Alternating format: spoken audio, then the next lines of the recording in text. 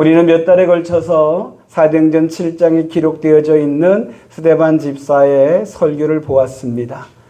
스데반 집사는 자신의 생명을 걸고서 세상에 하나님의 복음을 선포했습니다. 그래서 스데반 집사에 담겨져 있는 그 복음을 우리가 하나씩 보면서 저와 여러분들이 복음을 많이 들었고 복음을 여러분들의 가슴에 심은 줄로 믿습니다. 이제 여러분들의 신앙생활에서 이 복음이 싹이 나고 자라고 열매가 될 수 있게 되기를 바랍니다.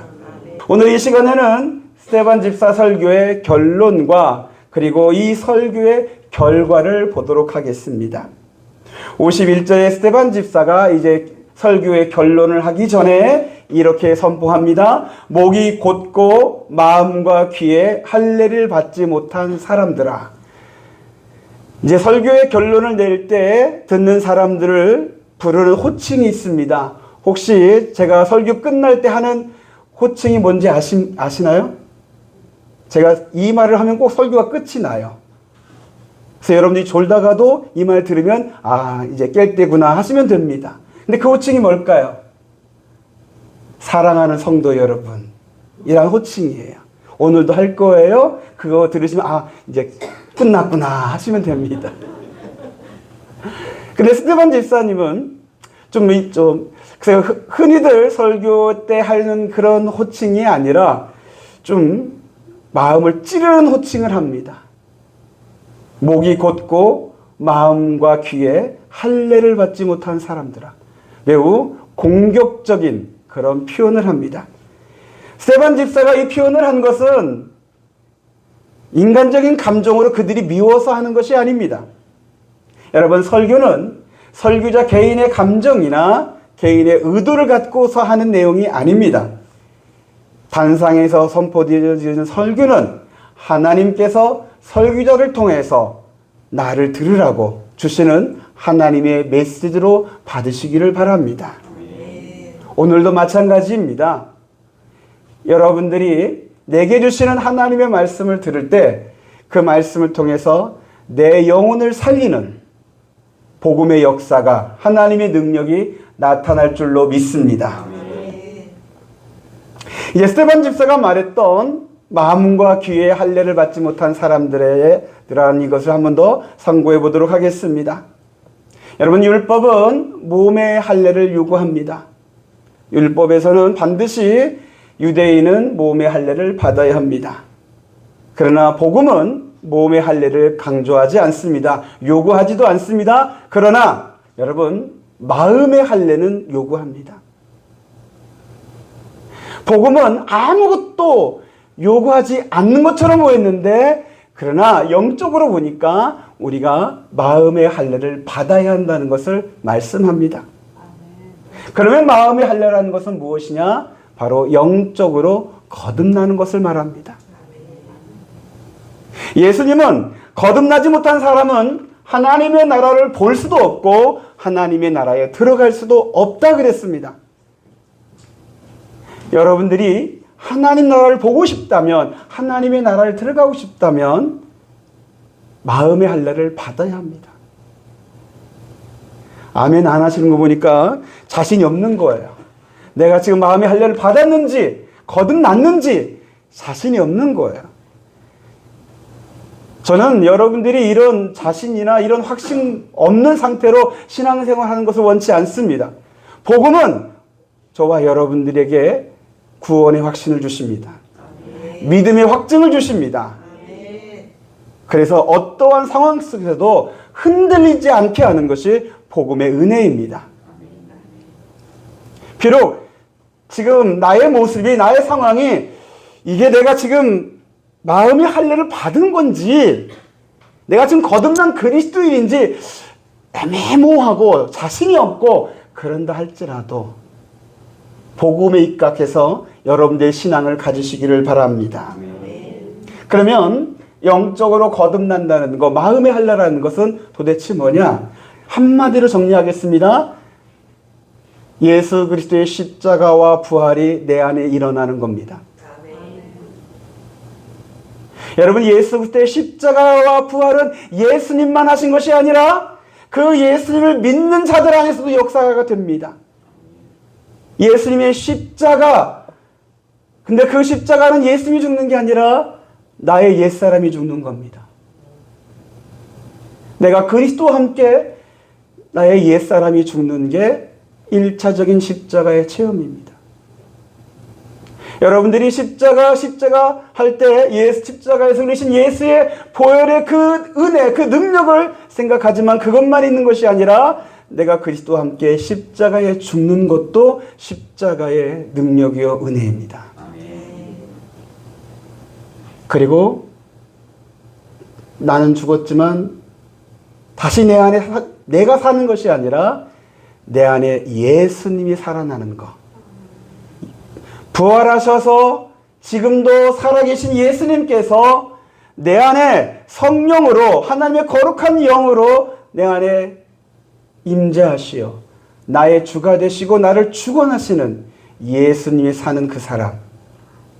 이것이 마음의 할례를 받은 사람의 모습입니다. 이것을 더 간단하게 줄여서 정리하면 나는 죽고 예수가 사는 사람. 우리 교회의 표어입니다. 우리 교회는 조금 전에 찬양에 나왔던 그 큰 교회의 모습으로 그 모습을 지향하는 교회 아닙니다. 우리 교회는 나는 죽고 예수가 사는 사람들의 교회입니다. 저와 여러분들이 모두가 다 마음의 할례를 받게 되기를 바랍니다. 바울 사도는 그래서 나는 날마다 죽노라라고 그렇게 고백을 합니다. 그리스도인은 십자가에서 내가 죽고 또 부활하신 예수님이 내 안에 사는 이 은혜가 날마다 이루어지는 사람. 이게 그리스도인입니다. 물론 때로는 내가 나의 그 옛사람의 모습이 죄의 쓴뿌리가 올라오기도 하고 나의 죄악된 모습이 다시 나타나기도 하지만 그러나 다시 한번 또 내 안에서 성령님이 그 옛사람은 십자가에 죽게 하고 예수의 사람으로 다시 내 안에서 다시 태어나게 하시는 그 은혜가 또 한 번 더 일어나게 됩니다. 매일 날마다 일어날 수도 있습니다. 저는 오늘 새벽에 조금 일찍 눈이 띄어졌습니다. 일어나 보니까 새벽 3시였습니다. 제가 부지런해서 새벽 3시에 일어난 게 아니라 스트레스를 받아서 눈이 떠졌습니다. 어떤 문제로 스트레스 받았느냐? 우리 교회 문제로 스트레스 받은 거 전혀 아닙니다. 여러분 긴장 푸십시오. 우리 화성 지방에 우리 양문교회 속해 있는 화성 지방의 문제 때문에 그렇습니다. 뭐 더 자세한 거 말씀드리긴 좀 곤란하고요. 그 지방에서 저는 그래도 제가 그냥 뭐 자존심을 내세우는 그런 목사는 아닌 것 같은데, 근데 얼마 남지도 않는 그 자존심을 뭉개지는 그런 사건을 제가 당하고 있습니다. 현재 진행형입니다. 그래서 어제 그 사건을 접하고 그 내용을 접하고 제가 속이 많이 상했습니다. 내가 이렇게까지 당해야 하나? 이렇게까지 무시당해야 하나? 라는 것이 속이 상했습니다. 그래도 잠은 자야길래 저녁에 잠을 잤습니다. 근데 새벽에 다시 한번 그것이 저를 깨웠습니다. 그런데 놀라운 것은 그렇게 눈이 띄어지는 그 순간에 그 스트레스가 나를 깨웠지만 깨워서 눈이 떠지는 그 순간에 제 안에서 말씀이 하나 선포가 되었습니다. 그 말씀은 뭐냐면 내 은혜가 내게 족하다 했습니다. 그 말씀을 듣는데 저는 그렇지요 라고 할 수밖에 없습니다. 하나님의 은혜가 제게 족하였습니다. 나를 구원하신 것도, 나를 목사 되게 하신 것도, 그리고 우리 양문교회를 여기까지 되게 하신 것도 하나님의 은혜였습니다. 근데 저 자신도 모르게 좀 욕심을 낸 것 같기도 하고 또 자존심을 세우려고 했던 것 같기도 했었습니다. 하나님은 그것까지도 죽게 하십니다. 내 은혜가 내게 족하다. 그대려도 하라. 그 말씀에 저는 감사합니다 고백하고 그리고 제가 사랑하겠습니다 고백을 했습니다. 저는 감히 이렇게 말씀을 드립니다. 여러분, 거듭난 그리스도인은 하나님의 말씀이 여러분들을 이끄실 겁니다. 그냥 교회 다니는 사람은 하나님의 말씀을 이용합니다. 하나님의 말씀이 여러분들을 이끌거나 여러분들을 새롭게 하거나 여러분들을 바른 길로 데려가는 그런 역할은 일어나지 않습니다. 그러나 거듭난 그리스도인에게는 말씀으로 깨어집니다. 말씀으로 바른 길로 인도함 받습니다. 사랑하는 성도 여러분, 복음을 전하는 그곳에 성령 하나님께서 역사하셔서 우리의 마음에 할례를 하시는 은혜가 있을 줄로 믿습니다. 아멘. 여러분들이 복음을 전하는 이 시간에 귀를 닫지 마십시오. 내가 아는 내용이다. 많이 들었던 내용이다. 그렇게 생각하면서 귀를 닫지 마시고 복음을 들으십시오. 아멘. 그럴 때 그 복음의 말씀 속에 써 있는 하나님의 능력이 여러분의 마음을 인치셔서 여러분들을 변화시키실 겁니다. 아멘. 여러분, 이게 기독교입니다. 기독교는 사람이 하는 어떤 것이 아닙니다. 기독교는 하나님이 하시는 겁니다. 복음은 하나님의 역사하심이었습니다. 하나님의 구원 이야기였습니다. 하나님의 사랑 이야기였습니다. 이게 기독교였습니다. 하나님이 나를 변화시키셔서 하나님으로 변화된 사람을 통해서 세상을 변화시키는 것이 기독교였습니다. 이 참된 기독교의 모습이 우리 양문교회도 이루어지기를 간절히 바랍니다. 이제 스테반 집사의 설교 결론을 말씀을 드리겠습니다. 목이 곧고 마음과 귀의 할례를 받지 못한 사람들아 라고 선포하면서 스테반 집사가 결론을 내리는데 그 결론은 매우 놀라운 결론입니다. 충격적입니다. 뭐라고 말하냐면 너희가 너희 조상들처럼 항상 성령을 거스리는구나. 너희 조상들이 선지자를 죽인 것처럼 너희는 선지자가 예언했던 의인을 죽였구나. 너희는 천사가 전하여준 율법을 받고도 율법을 지키지 않는 죄인이다. 이게 스테반 집사의 설교의 결론입니다. 스테반 집사는 듣는 사람들의 마음에 복음의 폭탄을 던진 겁니다. 여러분, 복음은 폭탄입니다. 그 폭탄이 터질 때 사람이 회심하고 부흥의 역사가 일어납니다. 저는 소망합니다. 제 안에 있는 이 복음의 폭탄이 제 안에서도 터지고 우리의 가운데서 터지기를 소망합니다. 아멘. 여러분들이 고상하게 신앙생활을 했던 그 모습을 뒤집어 엎는, 적당하게 죄를 감추면서 신앙생활을 했던 그 모습을 뒤집어 엎는, 세상도 좋고 하나님이 주시는 것도 좋고 하는 이중적인 모습으로 신앙생활했던 그런 것을 뒤집어 엎어서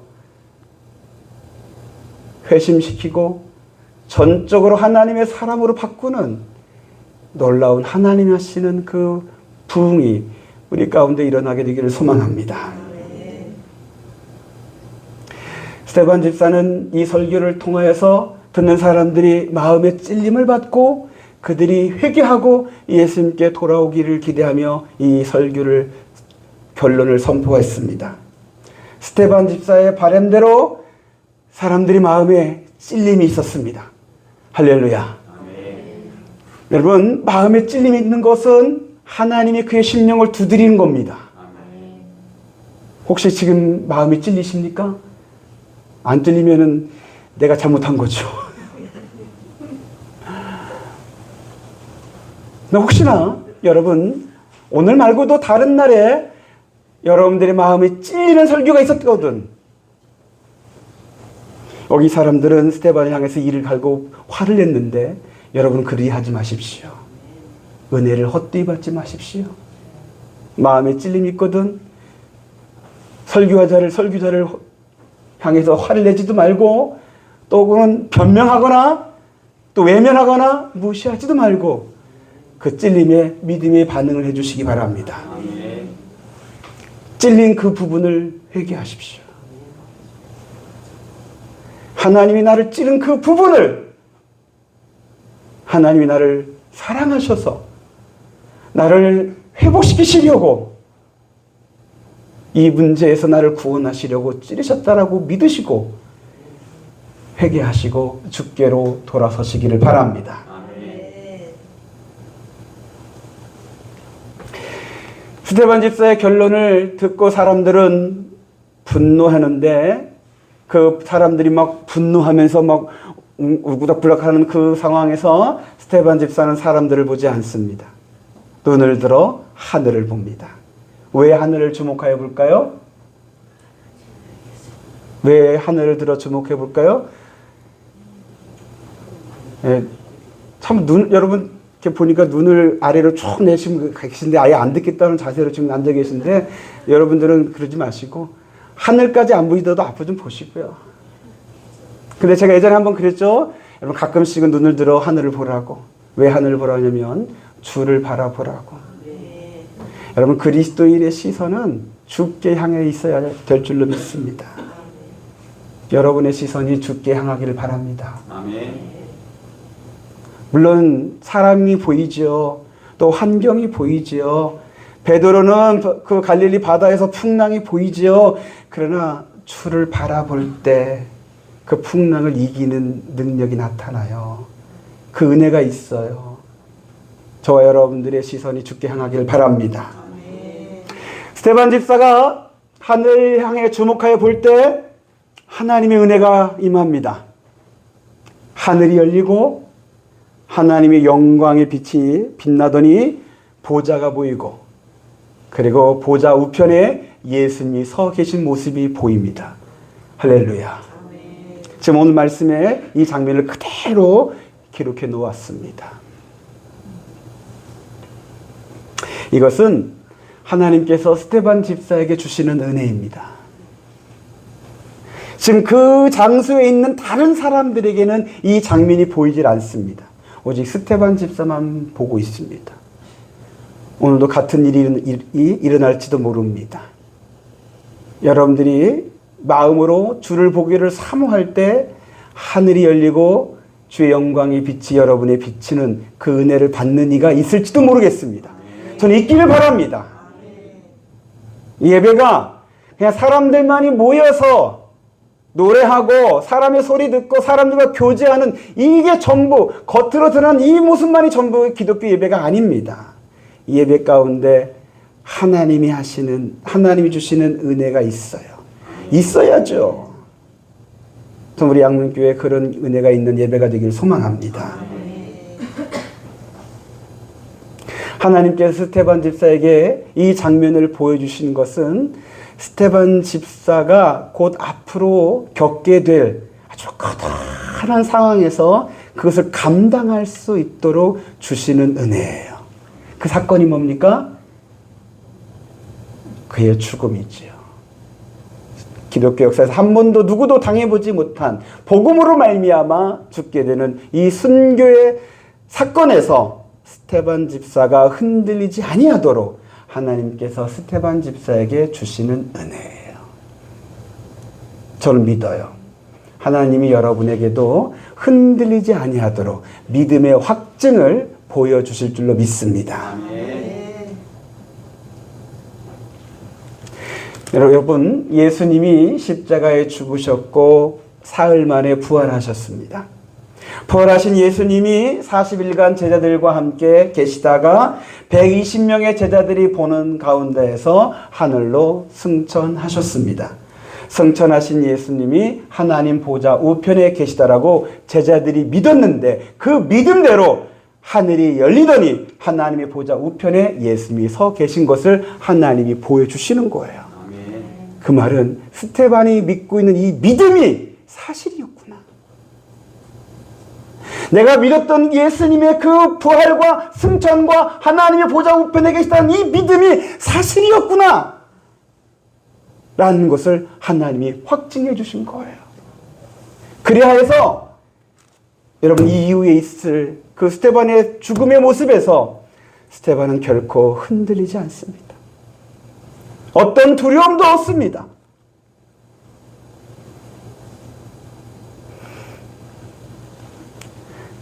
사랑하는 성도 여러분, 저도 마찬가지지만 하나님도 그렇게 바라실 거라고 믿어요. 여러분들이 흔들리기를 원치 않으실 겁니다. 어떠한 상황 속에서도, 심지어 죽음이라는 문제 앞에서도 여러분들의 믿음이 결코 흔들리지 아니하도록 하나님께서 필요한 은혜를 내려주실 줄로 믿습니다. 아멘. 여러분들은 그 은혜 받고 여러분들의 믿음을 굳건하게 해주십시오. 흔들리지 마십시오. 복음의 반석 위에 믿음의 뿌리를 굳게 내려서 어떤 풍랑에도 어떤 비바람에도 흔들리지 않고 여러분의 믿음의 자리를 굳건하게 지키는 그런 믿음의 사람들이 되어주시기를 바랍니다. 아멘. 근데 여러분, 무엇을 봐야만 내 믿음이 굳건해지냐? 또 그건 또 아니에요. 어제 화성지방에 인사위원이라고 있었습니다. 제가 그 인사위원회에 소속되어서 조함교회 갔었는데요. 이제 인사위원회는 이제 지방에서 전도사님이 새로 올 때 이분이 전도사님으로 자격이 되는지를 검증하는 그런 자리예요. 이제 감리교회 행정의 절차로 그런 자리가 있는데, 이제 전도사님의 이력서를 보고 이제 목사님이나 장로님들이 질문을 해요. 근데 한 장로님이 이 전도사님에게 이렇게 물었어요. 이제 그 장로님이 어느 교회 장로님이라고 말씀을 안 드리고요. 우리 교회 목사님은 방황하다가 예수님 만나고서 이제 회개하고 목사가 되어서 여기까지 왔습니다. 전도사님은 예수님을 분명히 만나셨습니까? 좀 공격적인 질문을 한 거예요. 네, 예수님. 여러분 이런 질문 받으면 여러분 어떻게 하시겠어요? 아멘, 만났습니다. 보았습니다. 대답하실 수 있죠? 제 생각대로 별로 대답이 시원치 않아요. 근데 이 전도사님이 그 질문에 당황하지 않아요. 뭐라고 말했냐면, 저는 모태신앙입니다. 제가 직접 예수님을 만나는 그런 체험은 없지만 어렸을 때부터 말씀으로 배웠던 예수님, 저는 그 예수님과 아주 밀접한 친밀한 관계를 이루고 있습니다. 여러분, 예수님께서 꼭 봐서 믿는 그것만이 믿음이라고 말씀하지 않으셨습니다. 보지 않고 믿는 믿음도 귀하다 그랬습니다. 아니, 더 복되다 그러셨습니다. 하나님이 이 말씀을 통해서 스데반 집사가 보았다라고 하는 하늘의 그 보좌와 우편에 서 계신 예수님의 이 말씀을 보고서 이 말씀을 통해서라도 믿음을 갖는 이것도 귀하다라고 말씀하셨습니다. 오늘 이 말씀을 통해서 여러분들의 믿음이 더 굳건해지기를 바랍니다. 필요하다면 하나님께서 여러분에게 환상을 보여주실 것이고 꿈에도 나타나게 하실 것이지만, 그러나 더 많은 그리스도인들에게는 말씀으로, 복음으로 여러분들의 믿음을 굳건하게 하실 것입니다. 그래서 제가 복음을 설교하는 이유이고 여러분들이 복음을 들어야 하는 이유이기도 합니다. 여러분들이 복음을 들어서 여러분의 믿음을 굳건하게 해주시기를 바랍니다. 여러분들이 믿음의 사람 되기를 예수 이름으로 축복합니다. 그리고 이제 스데반 집사의 순교의 장면을 들어가 보도록 하겠습니다. 스데반 집사가 말합니다. 보라, 하늘이 열리고 인자가 하나님 우편에 서 계신 것을 보라. 이 말을 전했는데 사람들이 더 화를 내고 귀를 막고 스데반 집사에게 달려들어서 그를 성 밖으로 끌고 갑니다. 그리고 돌을 들어서 그를 내려칩니다. 여러분, 저는 처음에는 돌을 들어서 던지는 것으로 알았는데 말씀을 가만히 보니까 내려쳤어요. 이건 던질 정도의 작은 돌이 아니라 이렇게 큰 돌로 이럴까지 표현해서 죄송한데 찍는 것처럼 그런 모습이라 할 수가 있습니다. 그래서 제가 스데반 집사의 순교의 장면의 그 그림을 좀 검색해 봤더니 그 그림에 이제 커다란 돌로 뒤에서 내리 찍는 이제 그런 그림을 그리신 화가도 있더라고요. 그래서 오늘 보여줄까 하다가 또 여러분들 심이 약한 분들을 위해서 제가 가져오진 않았습니다. 자, 스데반 집사가 이 돌에 맞으면서 두 마디의 말을 합니다. 주 예수여 내 영혼을 받으옵소서. 그리고 무릎을 꿇고 크게 부르짖으면서 이렇게 말합니다. 주여 이 죄를 저들에게 돌리지 마옵소서. 그리고 스데반 집사는 죽습니다.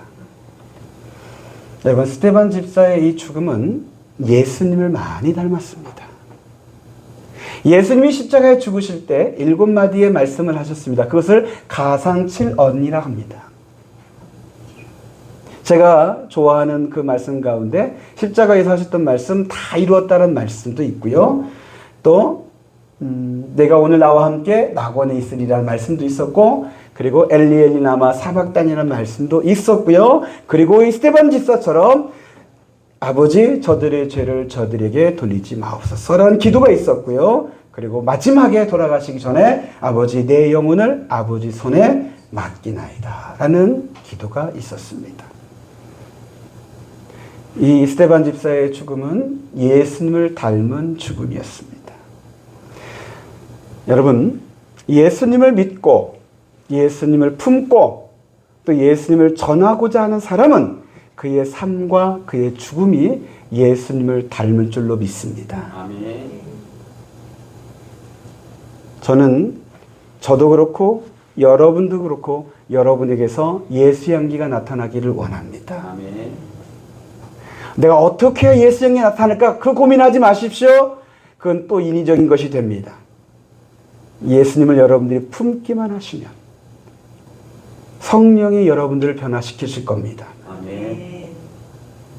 여러분, 기독교는 참 쉬운 것이기도 하면서도 또 매우 심오해서 어려운 겁니다. 사람이 하는 거라면 쉬워요. 그 딱 길을 가르쳐 줄 수 있어요. 그런데 사람이 하는 것이 아니라 하나님이 하신 것이라, 이것이라고 정확하게 짚어줄 수 있어야 하는데 그게 안 돼요. 그러나 하나님이 하셔서 여러분들에게 예수 향기가, 예수 모습이 나타나게 하실 줄로 믿습니다. 이제 마지막으로 스데반 집사의 죽음을 통해서 그리스도인의 죽음에 대해서 말씀을 드리겠습니다. 60절 맨 끝에 스데반 집사의 죽음에 대해서 이렇게 표현합니다. 이 말을 하고 뭐니라? 자니라. 죽었다, 숨을 거뒀다, 운명하셨다, 이런 표현이 있지만, 그러나 이 사도행전 7장 60절에서는 잔이라라고 표현합니다. 이 잔이라는 이 표현이 그리스도인이 죽음에 대해서 어떻게 봐야 할지, 어떻게 생각해야 할지를 분명하게 제시해주는 단어입니다. 여러분, 그리스도인은 세상 사람들과 보는 것이 다릅니다. 특히 죽음에 대해서 보는 것이 다릅니다. 세상 사람들은 죽으면 끝이다라고 말합니다. 또 설령 죽음 이후에 다른 세상에 있다 할지라도 자신은 어찌할 수 없다 하면서 죽음을 두려워합니다. 그러나 우리 그리스도인은 구원을 받았기에 영생에 대한 하나님의 약속이 있기 때문에 죽음의 두려움을 이겨내는 줄로 믿습니다. 아멘. 첫열매신 예수 그리스도의 부활과 함께 하나님의 나라에서 영생으로 부활할 것을 믿기에 그리스도인의 죽음은 잔다라고 할 수가 있습니다. 그리스도인의 죽음은 끝이 아니라 하나님 나라에서 예수님과 함께 영원히 사는 영생의 시작입니다. 할렐루야. 아멘. 이것을 믿으시고, 성도 여러분, 죽음의 두려움을 이겨내시기를 바랍니다. 아멘. 요한복음 14장 1절에 3절에 예수님께서 이렇게 말씀하셨습니다. 우리 요한복음 14장 1절부터 3절을 다 같이 보겠습니다. 시작. 너희는 마음에 근심하지 말라. 하나님을 믿으니 또 나를 믿으라. 내 아버지 집에 거할 곳이 많도다. 그렇지 않으면 너희에게 일렀으리라. 내가 너희를 위하여 거처를 예비하러 가노니 가서 너희를 위하여 거처를 예비하면 내가 다시 와서 너희를 내게로 영접하여 나 있는 곳에 너희도 있게 하리라. 아멘. 예수님이 먼저 가신 이유는 우리의 거처를 예비하려고 먼저 가셨다라고 말씀하셨습니다. 그리스도인은 예수님의 이 약속을 믿습니다. 그리하여서 죽음의 두려움을 이겨냅니다. 사도 바울은 이렇게 말했습니다. 내가 사는 것은 그리스도이니 죽는 것도 유익하다. 여러분, 내가 죽는 것도 유익하다라고 고백할 수 있는 사람이 그리스도인입니다. 조한 웨슬레 목사님은 우리 그리스도인은 잘 죽을 것이다라고 그렇게 말을 했습니다. 여러분, 조한 웨슬레가 누구냐면 우리 양문교에 속해 있는 감리교회의 창시자입니다. 우리는 조한 웨슬레의 후손입니다. 우리는 예수 안에서 잘 죽을 것이라고 믿으시기를 바랍니다. 여러분, 죽는 모습이 사람마다 다릅니다. 나이 들어 수명을 다해서 죽는 분도 있고, 또 예배의 자리를 끝까지 지키다가 이제 예배 드리는 가운데, 기도하는 가운데 죽는 이도 있습니다. 사실 저희 아버지는 교회에서 쓰러지셔서 그렇게 죽음을 맞이하셨습니다. 저도 저희 아버지의 죽음을 존경하고 나도 그런 죽음의 모습이 당할 수 있기를 기도한 적도 있습니다. 또 요양원에서 돌봄을 받다 돌아가신 분도 있고, 또 사고를 당하여 죽으시는 분도 있고, 또 병에 걸려 돌아가신 분도 있습니다. 또 스데반처럼 복음을 전하다가 죽는 이도 있습니다. 죽음의 모습은 다 다를 수 있지만 여러분, 그리스도인은 예수 안에서 잘 죽는다는 것을 믿으시기를 바랍니다. 아마 여러분들도 수명을 다해서 예배 자리 지키다가 죽는 모습을 아마 다 사모하실 거라고 생각이 됩니다.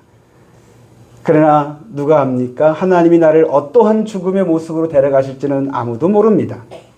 그러나 어떠한 죽음이든지 예수 믿는 그리스도인의 죽음은 잘 죽는 것이라고 여러분 믿으십시오. 죽는 그 순간에 스데반 집사에게 하나님이 하셨던 것처럼 믿음의 확신을 주실 것이고 구원의 확신과 천국의 소망을 주실 것입니다. 그래서 여러분들의 마음에 죽음의 그 순간에 하나님이 주시는 참 평안이 있을 줄로 믿습니다. 이제 설교 마치도록 하겠습니다. 사랑하는 성도 여러분, 사랑하는 성도 여러분, 예수 그리스도는 우리의 영과 우리의 삶과 우리의 죽음까지도 구원하시는 그리스도입니다. 이 예수님을 믿으십시오. 이 예수님으로 충만하십시오. 그리고 바라고는데 여러분의 죽음까지도 예수님을 나타내는 그 모습이 되기를 사모하십시오. 주의 은혜가 여러분에게 이루어지기를 우리 주 예수 그리스도의 이름으로 축복합니다.